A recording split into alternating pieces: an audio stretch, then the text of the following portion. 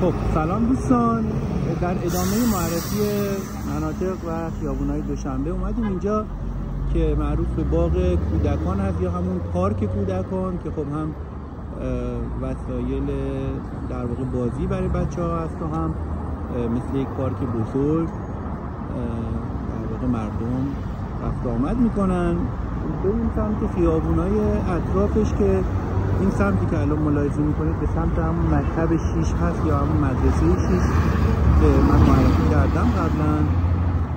و این سمت خب چراغ آبر پیاده رو میبینید که برای هم آبرین و هم حالا ماشین ها چراغ سبز و قرمز داره و رعایت میشه اینجا. تو این سمت ما میرسیم به در واقع از روبرو که میبینید در پشت حشن مارکت ما میتونیم که حاضر بشیم اگه از این سمت بریم. بعد از سمت راست میره به سمت در واقع باغ پرزیدنت و اتوبان اصلی که در شهر دوشنبه هست.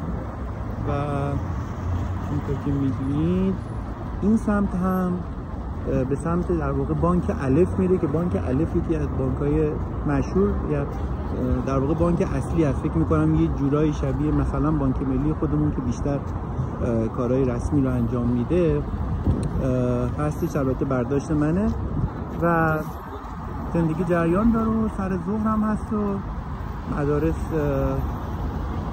در واقع تموم شدن و دارن بچه ها رفت آمد میکنن، هم در نوبت صبح هم در نوبت عصر مدارس هم برقرار هستش. خب به زودی خیابون‌های دیگر رو هم خدمتتون معرفی میکنم. اگر که به این نوع پست ها علاقه دارید لطفاً سابسکرایب بکنید و لایک بکنید که ما بتونیم ادامه بدیم. ممنون و متشکرم.